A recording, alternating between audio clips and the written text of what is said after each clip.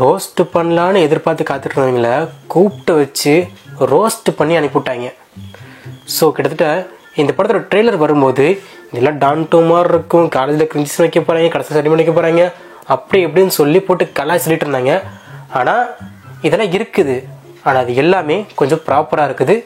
Don டூவோட compare பண்ணாங்க இல்லையா, சாரி டானை வந்து இது டான் டூவாக இருக்குன்னு கம்பேர் பண்ணாங்க இல்லையா, அப்படிலாம் ஒன்றுமே இல்லை.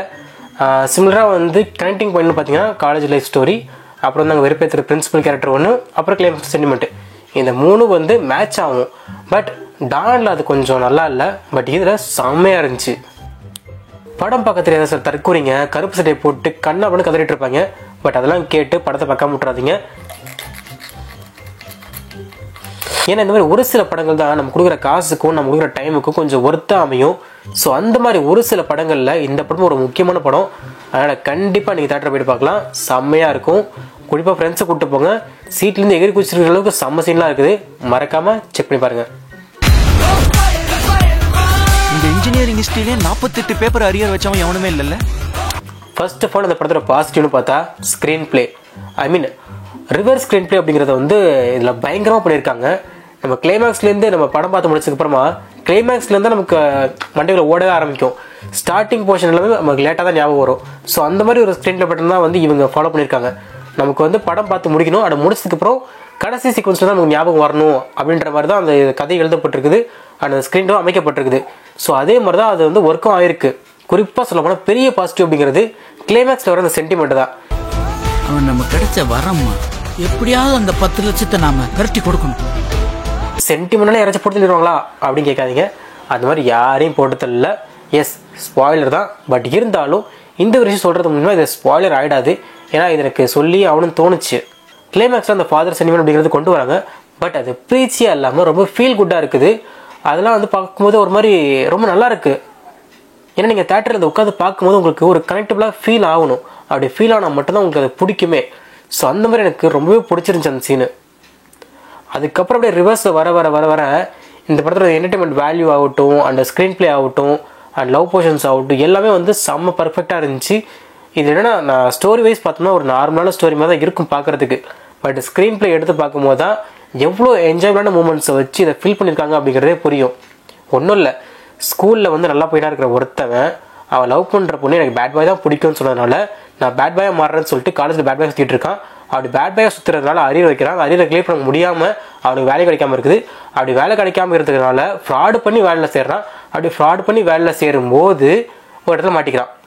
ஸோ அந்த பண்ண ஃப்ராடை திருத்திக்கிறதுக்காக ஒரு வாய்ப்பு கிடைக்குது, அதாவது செகண்ட் சான்ஸ் கிடைக்குது. அந்த செகண்ட் சான்ஸை அவன் ப்ராப்பராக யூஸ் பண்ணலாம் இல்லையா அப்படிங்கிறது தான் மிச்ச கதை. ஆக்சுவலி எனக்கு பேட் பாய்ஸை ரொம்ப பிடிக்கும்.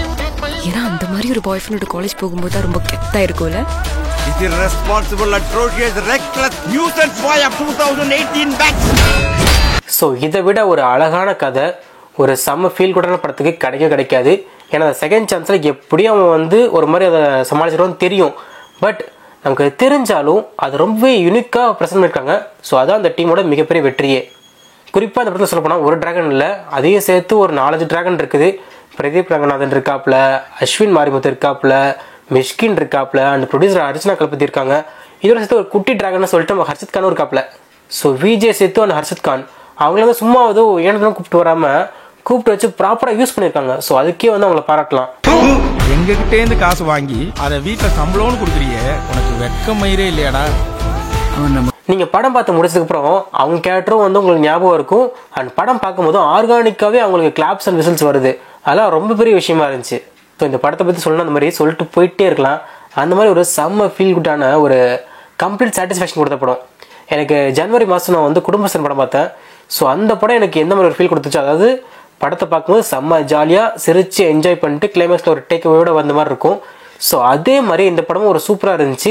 இந்த படத்தில் என்னோட டேக்அவே என்னன்னு பார்த்தீங்கன்னா, நீங்கள் எவ்வளோ தான் கஷ்டப்பட்டு உழைச்சி சம்பாரித்து செட்டில் ஆனால் கூட அதை நீங்கள் குறுக்கு வழியில் பண்ணியிருந்தீங்கன்னா, ஐ மீன் நீங்கள் ஏதோ ஒரு தப்பு பண்ணி தான் அதை பண்ணியிருக்கீங்கன்னா கண்டிப்பாக அந்த தப்பு உங்களுக்கு பின்னாடி வந்து அட்டாக் பண்ணும். அதனால் அந்த தப்பு பண்ணாதீங்க.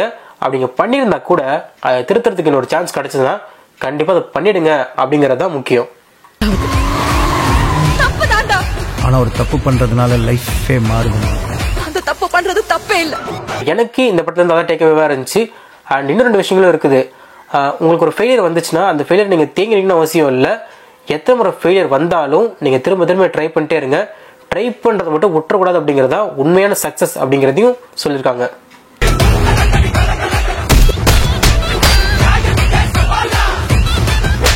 ஸோ இந்த மாதிரி படம் ஃபுல்லாக ஒரு பாசிட்டிவ் நோட்டோட செமையாக கொண்டு போயிருந்தாங்க. குறிப்பாக லவ் சீன்ஸை ரொம்ப சென்சிபிளாக ஹேண்டில் பண்ணியிருக்காங்க. அதுவும் குறிப்பாக செகண்ட் ஹாஃபில் அனுபமாவோட பிரதீப் பேசுகிற ஒரு சீன் வரும். என்ன சைட் அடிக்கிறியா? அடிக்கலன்னு சொன்னா பச்சை போய் இந்த ட்ரெஸ்ல நீ ரொம்ப அழகா இருக்க. பிரதீப் வந்து அனுபமா கிட்ட சொல்லுவார், நான் உனக்காக எதுவும் பண்ணதில்லை, ஆனால் நீ ஏன் எனக்காக இப்படி பண்ணுற அப்படின்னு கேட்பாரு. ஸோ அந்த சீன்லாம் வந்து ரொம்பவே செமையாக இருந்துச்சு.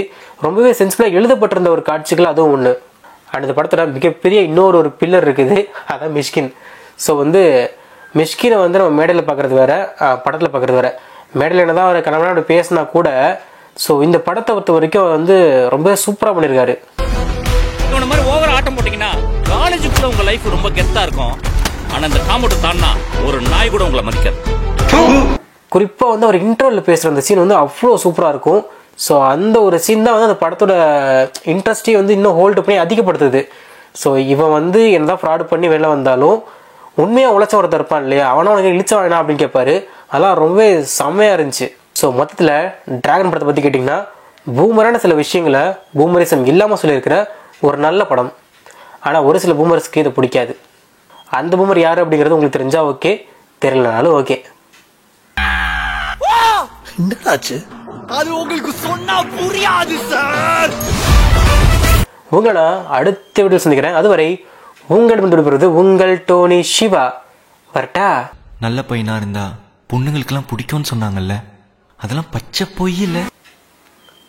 குறிப்பாக என்ன சொல்ல மாட்டேன், படத்தில் மியூசிக்கு சூப்பராக இருந்துச்சு.